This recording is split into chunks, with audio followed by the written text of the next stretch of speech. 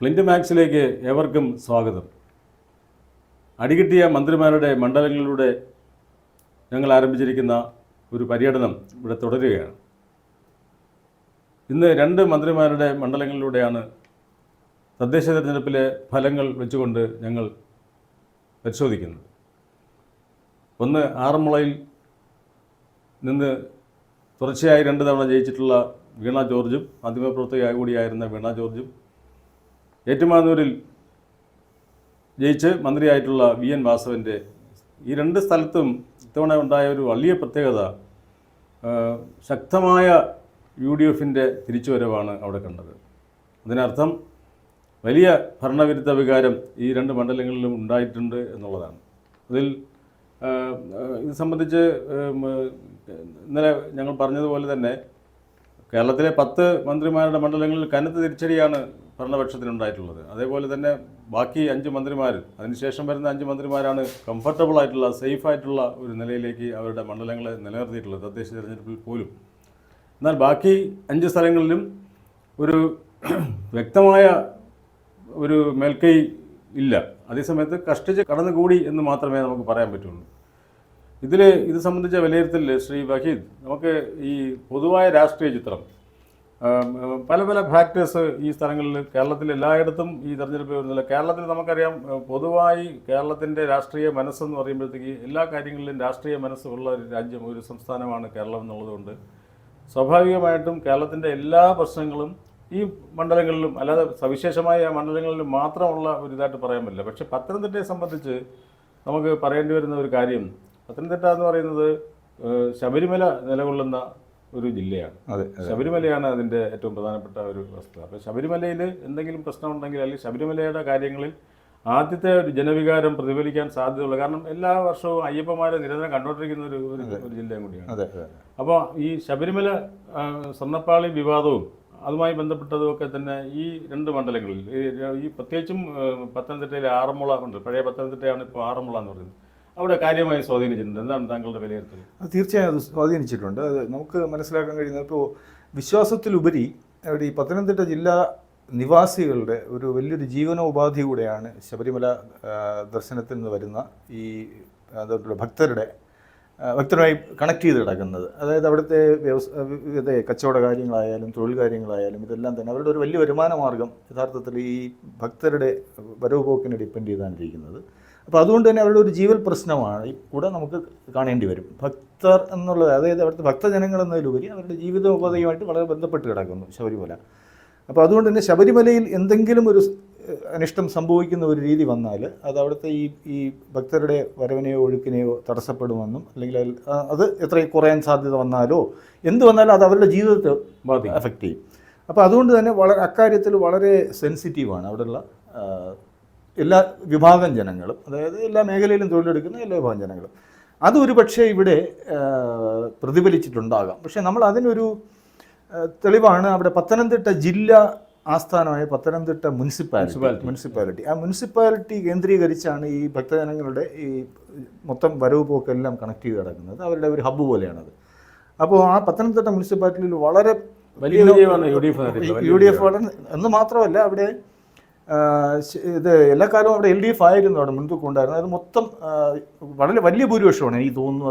അത് നോക്കിക്കഴിഞ്ഞാൽ നല്ല ഭൂരിപക്ഷം ഉണ്ടെന്ന് തോന്നുന്നു. വലിയ അതായത് 16-ൽ 12 ജില്ലാ പഞ്ചായത്തിലാണ്. പത്തനംതിട്ട ജില്ലയിലെ ജില്ലാ പഞ്ചായത്തിൽ തന്നെ 16 സീറ്റുകളിൽ 12 സീറ്റും UDF പിടിക്കുന്നത്. അതാണ് ഞാൻ പറഞ്ഞത്.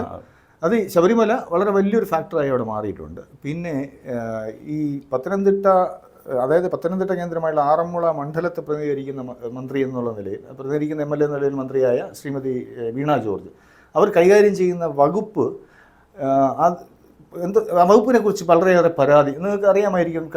കഴിഞ്ഞ കാലങ്ങളിൽ ഒരു ഡോക്ടർ പുറത്തു വന്ന് പറഞ്ഞത് എങ്ങനെയാണ് അത് വന്നത്. ഈ യഥാർത്ഥത്തിൽ അവരുടെ ഭരണരീതി മോശം എന്ന് നമുക്ക് പറയാൻ കഴിയില്ല. വളരെ നമ്മുടെ കേരളത്തിൽ അറിയാമല്ലോ, ആരോഗ്യരംഗം വളരെ നന്നായി കൈകാര്യം ചെയ്യുന്നുണ്ട്. പക്ഷേ അതിന് തൊട്ട് മുമ്പ് ഇവിടെ ഇരുന്ന ശൈലജ ടീച്ചറുടെ പെർഫോമൻസുമായാണ് ഇവർ നിർഭാഗ്യവശാൽ കമ്പയർ ചെയ്യപ്പെടുന്നത്. അപ്പോൾ ആ കമ്പാരിസണിൽ ശരിക്കും ശൈലജ ടീച്ചറിനോടൊപ്പം എത്തുന്നില്ല എന്നുള്ളൊരു പരാതി പരക്കെയുണ്ട്. അതും ഈ മന്ത്രിയുടെ മണ്ഡലത്തിൽ അത് പ്രതിഫലിച്ചിട്ടുണ്ടാകാമെന്ന് നമുക്ക് കാണേണ്ടി വരും. പത്തനംതിട്ട ജില്ലയിലെ മൊത്തത്തിലുള്ള പിക്ചർ നോക്കിയാൽ തന്നെയും അവിടെയുള്ള ഗ്രാമപഞ്ചായത്തുകൾ 53-ൽ 34 UDF നേടിയിട്ടുണ്ട്. അതുപോലെ തന്നെ LDF വെറും 11 പഞ്ചായത്തുകൾ മാത്രമാണ് കിട്ടിയത്. NDAക്ക് 4 കിട്ടുകയും ചെയ്തു. അപ്പോൾ ഇവിടെ 3 ഇരട്ടിയാണ് പഞ്ചായത്തുകളിൽ 3 ഇരട്ടി പഞ്ചായത്തുകളിലാണ് UDF ശക്തമായ ഒരു സാന്നിധ്യം അവർ വിജയിച്ച് ഇല്ല. അതുപോലെ തന്നെ ബ്ലോക്ക് പഞ്ചായത്തിൽ എടുക്കുകയാണെങ്കിൽ 8-ൽ 7 UDF കൂടെ പോയി, 8-ൽ 7. അപ്പോൾ ഇത് ശരിക്കും പറഞ്ഞാൽ പത്തനംതിട്ട ജില്ല മൊത്തത്തിൽ നേരത്തെ എനിക്കൊരു ചോദ്യമുണ്ട്.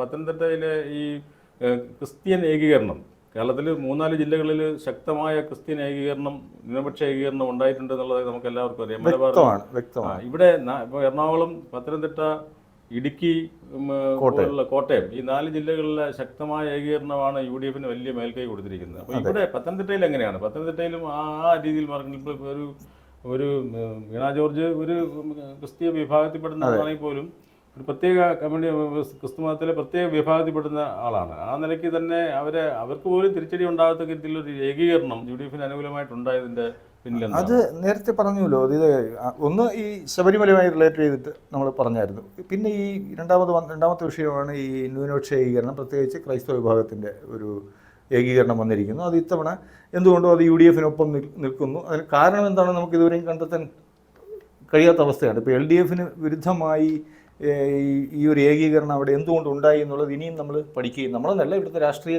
നേതൃത്വ നിരയിലുള്ള എല്ലാവരും തന്നെ അതൊന്ന് പഠിക്കുകയും അതിന് കറക്റ്റ് ചെയ്യേണ്ടവർ കറക്റ്റ് ചെയ്യുകയും കൂടെ, അതായത് ഇതിനോടൊപ്പം പോകേണ്ടവർ ചെയ്യുന്നവർ ഒരു മുന്നോട്ട് പോക്കേ ഇനി അങ്ങോട്ട് നടക്കുള്ളൂ.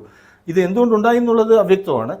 നമുക്കിപ്പോൾ കാണുന്നതിൽ പത്തനംതിട്ട ജില്ലയിൽ ഉണ്ടായതിൽ ആ ജില്ലയെ ഇപ്പോൾ ഈ മൊത്തത്തിൽ 4 ജില്ലകളിൽ താങ്കൾ പറഞ്ഞതുപോലെ ഇത് ഒരു ഏകീകരണം ഉണ്ടായിട്ടുണ്ട്. അത് മലബാറിൽ വേറെ രീതിയിൽ, തെക്കൻ തിരുവിതാംകൂറിൽ വേറൊരു രീതിയിൽ അങ്ങനെ ഉണ്ടായിട്ടുണ്ടെന്നുള്ളത് സത്യമാണ്. എന്നാൽ പോലും ഈ ഏകീകരണത്തിലുപരി ഈ പറഞ്ഞ ശബരിമല ഒരു പ്രധാന വിഷയമായി പത്തനംതിട്ട ജില്ലയിൽ ചർച്ച ചെയ്യപ്പെട്ടിട്ടുണ്ട്. അത് ഒന്ന്. രണ്ടാമത് ഈ മന്ത്രിയുടെ പ്രവർത്തനത്തെ വിലയിരുത്തിയിട്ടുണ്ട് അവിടെ. അതിൽ ശരിക്കും പറഞ്ഞാൽ ആ പ്രചരണം അങ്ങനെയായിരുന്നു. അറിയാം, സാമൂഹ്യ മാധ്യമങ്ങളിലൊക്കെയും യഥാർത്ഥത്തിൽ ഈ മന്ത്രിക്കെതിരെയുള്ള പ്രചരണം വളരെ വലിയ തോതിൽ നടന്നിരുന്നു. അതിൻ്റെ ഒരു മുൻതൂക്കമായിരിക്കാം അവിടെ മൊത്തത്തിൽ UDF വന്നത് നമുക്ക് തൽക്കാലം പറയാം. പത്തനംതിട്ട ജില്ലയിൽ 5 നിയമസഭാ സീറ്റുകളുള്ളതിൽ 5ഉം LDF ആണ് ഭരിക്കുന്നത് എന്നുള്ളതാണ്. LDF കയ്യിലാണ് ഇപ്പോൾ ഓൾറെഡി ഉള്ളത്. LDF കയ്യിലാണ്. നമുക്ക് ആറന്മുളയായാലും തിരുവല്ലയായാലും അടൂരായാലും കോന്നിയായാലും റാന്നിയായാലും എല്ലാം തന്നെ 5ഇടത്തും LDF മെമ്പർമാരാണ് ഉള്ളത്. പത്തനംതിട്ട ജില്ലയിൽ 5-ൽ 5ഉം നിയമസഭാ സീറ്റുകളും പിടിച്ചെടുത്ത സ്ഥാനത്ത് ഇപ്പോഴത്തെ വലിയ തിരിച്ചടി വരാതിരിക്കുന്ന 4 മാസത്തിന് ശേഷം വരാനിരിക്കുന്ന നിയമസഭാ തെരഞ്ഞെടുപ്പിൽ എങ്ങനെയാണ്, ഏത് രീതിയിൽ മാറ്റിമറിക്കാൻ സാധ്യതയുണ്ട്? അതിപ്പോൾ ഈ ഇടതുമുന്നണിയെ സംബന്ധിച്ച് തെക്കൻ കേരളത്തിൽ പൂർണ്ണ വിജയം കൊടുത്ത ജില്ലയാണ് ഈ പത്തനംതിട്ട. അതിപ്പോൾ മറ്റേ കൊല്ലത്തൊക്കെ രണ്ട് സീറ്റെങ്കിലും നഷ്ടപ്പെടുന്ന ഒരവസ്ഥയാണ്. അപ്പോൾ പൂർണ്ണ വിജയം കൊടുത്ത ഒരു ജില്ല പൂർണ്ണമായി കൈവിടുന്ന ഒരവസ്ഥ ഈ തദ്ദേശ തെരഞ്ഞെടുപ്പ് കാണുന്നു. അപ്പോൾ ഈ എന്തുകൊണ്ട് സംഭവിച്ചു എന്നുള്ളത് ഇപ്പോൾ നമുക്കിങ്ങനെ എന്താ പറയുക, അവിടെ എന്ത് സംഭവിച്ചു എന്ന് നിങ്ങളോട് പറയാമെന്നല്ലാതെ ഇത് എന്തുകൊണ്ട് സംഭവിച്ചു എന്നും അതെങ്ങനെ കറക്റ്റ് ചെയ്യാമെന്നുള്ളതും ശരിക്കും ഇവിടുത്തെ LDF നേതൃനിരയാണത് കണ്ടെത്തി കറക്റ്റ് ചെയ്തപ്പോൾ, അല്ലാതെ മുട്ടാന്യായങ്ങൾ പറഞ്ഞിട്ടോ എന്തെങ്കിലും ഇതിന് ശരിയായ ഇത് നമ്മൾ ഈ പറഞ്ഞതുപോലുള്ള കാരണങ്ങളല്ല എന്ന് പറഞ്ഞാൽ എന്തെങ്കിലും വേറെ ഏതെങ്കിലും രാഷ്ട്രീയമായ അഴകുഴമ്പൻ ന്യായങ്ങളിലൂടെ ഒന്നും പരിഹരിക്കപ്പെടാൻ കഴിയുന്നതല്ല. കുറഞ്ഞ സമയമേ ഉള്ളൂ.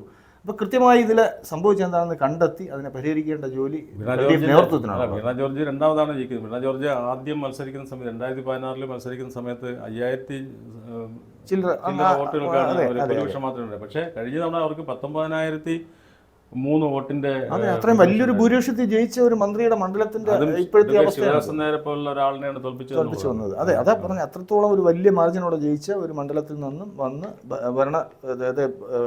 ഭരണകക്ഷിയുടെ MLA ആയി മന്ത്രിയായി ആ മന്ത്രിയുടെ മണ്ഡലത്തിൽ പാടില്ലായിരുന്നു. എന്തുകൊണ്ടെന്നുള്ളത് അവർ തന്നെ കണ്ടെത്തി പരിഹരിക്കേണ്ടി. മറ്റൊരു മണ്ഡലം ഞങ്ങൾ നോക്കിയത് മന്ത്രി VN വാസവൻ്റെ മണ്ഡലമാണ്. കോട്ടയം ജില്ലയിലെ ഏറ്റുമാനൂർ എന്ന് പറയുന്നത് അവരുടെ കയ്യിൽ ശക്തമായിരുന്ന ഒരു ഇതാണ്. പ്രത്യേകിച്ചും ഏറ്റുമാനൂർ മുനിസിപ്പാലിറ്റിയിലെ LDF തിരിച്ചടി എന്ന് പറയുന്നത് മന്ത്രി VN വാസവന് തന്നെ അങ്ങേറ്റം നാണക്കേടുണ്ടാക്കുന്ന തരത്തിലാണ്. 3ാം സ്ഥാനത്തേക്കാണ് പോയത്. NDAയുടെ പിന്നിലേക്ക് പോയിരിക്കുകയാണ്. 20 സീറ്റ് UDF പിടിച്ചപ്പോൾ വെറും 5 സീറ്റ് മാത്രമാണ് UDF. NDAക്ക് 6 സീറ്റ്. NDAക്ക് 6 സീറ്റാണ്. 20 സീറ്റാണ്. അപ്പം അത്രയും വലിയൊരു എന്നുവെച്ചാൽ ഒരു ലാൻഡ് സ്ലൈഡ് വിക്ടറിയാണ് അവിടെ UDF ഉണ്ടായിരിക്കുന്നത്. ഏറ്റുമാനൂർ മുനിസിപ്പാലിറ്റിയാണ് ഏറ്റുമാനൂർ നിയമസഭാ മണ്ഡലത്തിലെ ഏറ്റവും പ്രധാനപ്പെട്ട. പിന്നെ ഉള്ളത് 6 പഞ്ചായത്തിലാണ്. 6 പഞ്ചായത്തിൽ 4 പഞ്ചായത്ത് LDF പിടിച്ചിട്ടുണ്ട്. ചിലയിടത്തൊക്കെ നാരോ മാർജിനിലൊക്കെയാണ് അവർ പിടിച്ചിരിക്കുന്നത്. 2 സ്ഥലങ്ങളിൽ മാത്രം അയ്മനം, കുമരകം, നീണ്ടൂർ, തിരുവാർപ്പ് ഈ 4 സ്ഥലങ്ങളിൽ LDF വന്നിട്ടുണ്ട്. അതേസമയത്ത് UDF ആർപ്പൂക്കരയിലും അതിരമ്പുഴയിലും അവർ UDF വന്നിട്ടുണ്ട്. ആ 2 സ്ഥലത്തും. അതിരമ്പുഴയിലാണെങ്കിൽ അവർക്ക് വളരെ വ്യക്തമായ LDFന് വെറും 4 സീറ്റാണ് കിട്ടിയിട്ടുള്ളത്. 15 സീറ്റ് UDF നേടിയിട്ടുണ്ട്.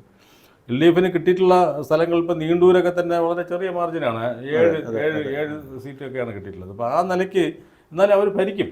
ചെറിയ 1-2 സീറ്റിൻ്റെ വ്യത്യാസം. എന്നാൽ തന്നെയും ഈ നമ്മൾ ഏറ്റുമാനൂർ പോലുള്ള ഒരു മണ്ഡലത്തിൽ പ്രത്യേകിച്ച് ഇത് കേരള കോൺഗ്രസ് മാണി ഗ്രൂപ്പ് LDFനോടൊപ്പം നിൽക്കുന്ന ഈ അവസ്ഥയിൽ ഇങ്ങനെ ഒരു റിസൾട്ട് വരാൻ പാടില്ല എന്നുള്ളത് പറഞ്ഞത് വാസവനും CPM-നും മാത്രമല്ല, കേരള കോൺഗ്രസ് പരീക്ഷണത്തിന് ഏറ്റ ഒരു കാര്യം തിരിച്ചറിയും കൂടിയാണ്. പരീക്ഷണം പാലയോട് ചേർന്ന് നടക്കുന്ന മണ്ഡലമാണ്. പാലയോട് ചേർന്ന് നടക്കുന്ന മണ്ഡലമാണ്. അപ്പോൾ ആ നിലയ്ക്കും ഒരു എന്താണ് ഒരു മന്ത്രിയുടെ മാത്രം തിരിച്ചടി മാത്രമല്ല ഈ ഒരു അതേ സമയത്ത് തന്നെ ഈ ക്രിസ്ത്യൻ ഏകീകരണം അവിടെ ഉണ്ടായിട്ടുണ്ട്.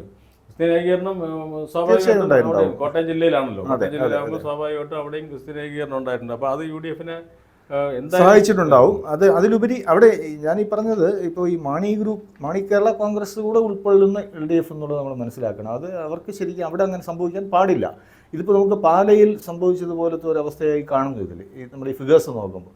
പക്ഷെ അവിടെ എന്ത് സംഭവിച്ചു എന്നുള്ളത് നമുക്ക് ഇതാണ് ശരിക്കും ഒരു LDFന് കൃത്യമായ ഒരു തിരിച്ചടിയാണ് അവിടെ വന്നിരിക്കുന്നത്. ശ്രീ വാസവൻ ഒരു മന്ത്രി എന്ന നിലയിൽ എത്രത്തോളം ശോഭിച്ചിട്ടുണ്ടെന്നൊരു സംശയമുണ്ട്. അദ്ദേഹം പാർട്ടിയുടെ സംസ്ഥാന സെക്രട്ടേറിയറ്റ് മെമ്പറാണ്. അപ്പോൾ യഥാർത്ഥത്തിൽ മന്ത്രിസഭയിൽ അതായത് പാർട്ടിയുടെ സെക്രട്ടേറിയറ്റ് മെമ്പർ എന്ന നിലയിൽ നല്ലൊരു സ്വാധീനം ചെലുത്തി ആ മണ്ഡലത്തിലെ കാര്യങ്ങളിൽ വളരെ വ്യക്തമായി നന്നായി ഇടപെടാൻ കഴിയുന്ന ഒരു അവസ്ഥയിൽ ഉള്ള ആളാണ്. അതെ. കഴിഞ്ഞ 2021 തെരഞ്ഞെടുപ്പിൽ തന്നെ അദ്ദേഹം ഏതാണ്ട് 14,303 വോട്ടിന്റെ നല്ല ഭൂരിപക്ഷം ജയിച്ചതാണ്. അപ്പോൾ അദ്ദേഹത്തിന് അവിടെ ശരിക്കും പറഞ്ഞാൽ അവിടുത്തെ മന്ത്രി എന്നുള്ള നിലയിൽ മണ്ഡലത്തെ എങ്ങനെ പരിപാലിച്ചു എന്നുള്ളതിൽ നമുക്ക് സംശയമുണ്ട്. അതായിരിക്കാം ഒരുപക്ഷെ ഈ ഇതിൽ പ്രതിഫലിച്ചെന്ന് തോന്നുന്നു. കാര്യം അവിടെ നമ്മൾ ഈ സമുദായ സമവാക്യങ്ങൾക്ക് അപ്പുറം അവിടെ പാർട്ടി എന്നുള്ള നിലയിൽ വളരെ ശക്തമായി നിലകൊള്ളുന്ന ഒരു മേഖലയാണ് ഏറ്റുമാനൂർ. അപ്പോൾ പാർട്ടിയുടെ ശക്തി കൊണ്ട് തന്നെയാണ് എല്ലാ കാലവും അവിടെ ഒരു സമുദായ പിന്തുണ ഇല്ലാത്ത കാലത്ത്, അത് മാണി ഗ്രൂപ്പ് ഇല്ലായിരുന്ന കാലത്തും അവിടെ ഏറ്റുമാനൂർ ജയിച്ചിട്ടുണ്ട്. താങ്കൾക്കറിയാമായിരിക്കും സുരേഷ് കുറുപ്പ് അങ്ങനെ അത് അങ്ങനെ വരുമ്പോഴേക്കും അവിടെ LDFന് വളരെ ശക്തമായ അടിത്തറയുള്ള ഒരു കോട്ടയത്ത് ഏറ്റവും കൂടുതൽ അടിത്തറ 2 തവണ വാസവൻ കഴിഞ്ഞോളം ജയിക്കുന്നതിന് തൊട്ട് മുമ്പായിട്ട് 2 തവണ സുരേഷ് കുറുപ്പ് ജയിച്ചിട്ടുണ്ട്. തൊട്ടടുത്ത വൈക്കം വാർഡും വൈക്കം മണ്ഡലവും ഈ ഏറ്റുമാനൂരും LDFനെ എല്ലാ കാലത്തും പിന്തുണയ്ക്കുന്ന, എല്ലാ കാലവും നല്ലപരി വളരെ ശക്തമായ അടിത്തറയുള്ള 2 മണ്ഡലങ്ങളാണ്. പക്ഷേ ആ ഒരു മണ്ഡലത്തിന് ഇങ്ങനെ സംഭവിക്കാൻ പാടില്ലായിരുന്നു. അത് സംഭവിച്ചതിൽ ഈ ഭരണവിരുദ്ധ വികാരത്തിന് മൊത്തത്തിൽ എന്തെങ്കിലും ഒരു പങ്കുണ്ടോ എന്ന് നമുക്ക് സംശയിക്കേണ്ടിയിരിക്കുന്നു. അതിൽ ഭരണത്തിൽ മുഖ്യ പങ്കാളിത്തമുള്ള ഒരു പ്രധാനപ്പെട്ട മന്ത്രി എന്ന നിലയിൽ ശ്രീ വാസവൻ്റെ ഇടപെടൽ നമുക്ക് സംശയം ഉണ്ടാക്കുന്നു. കാര്യം ഈ മണ്ഡലത്തെ പരിപാലിക്കുന്ന കാര്യത്തിൽ അതിലെന്തോ സംഭവിച്ചിട്ടുണ്ടാവും നമുക്ക് വിലയിരുത്താം. ഒരു കൗതുകം കൂടിയുണ്ട്. കാരണം ഈ കഴിഞ്ഞ തവണ വാസവൻ ജയിച്ച ആ നിയമസഭാ തെരഞ്ഞെടുപ്പിൽ ലതിക സുഭാഷ് എന്ന് പറയുന്ന കോൺഗ്രസിന്റെ വിമതയായിട്ട് നിന്ന് പിന്നീട് കോൺഗ്രസിന്റെ തല മുണ്ടനൊക്കെ ചെയ്യേണ്ടി വന്ന ലതിക സുഭാഷ് അവിടെ അന്ന് മത്സരിച്ച് അവരിത്തവണ കോട്ടയത്ത് 7,000 പരമട്ടെ. പിന്നീട് അവർ LDF ചേർന്നു. ഇപ്പോൾ LDFന്റെ സ്ഥാനാർത്ഥിയായിട്ട് അവർ കോട്ടയത്ത് മുനിസിപ്പാലിറ്റിയിൽ മത്സരിച്ച് 103 വോട്ട് 103 വോട്ട് കെട്ടിവെച്ച കാശ് കിട്ടിയില്ല എന്നൊക്കെ പറഞ്ഞിട്ട് പരിഹാസമൊക്കെ വരുന്നുണ്ടായിരുന്നു. അത് അവർ വളരെ മോശപ്പെട്ട ഒരു പ്രകടനമായിരുന്നു. അവിടെ 113 വോട്ട് ഏതാണ്ട് കിട്ടി. NCPയിലാണ് അവരിപ്പോൾ ഇത് ലതിക സുഭാഷ്. എന്ത് തന്നെയായാലും അവിടെ യഥാർത്ഥത്തിൽ ഒരു തികഞ്ഞ പരാജയമാണ് LDFന് സംഭവിച്ചിരിക്കുന്നതെന്ന് നമുക്ക് മനസ്സിലാക്കാം.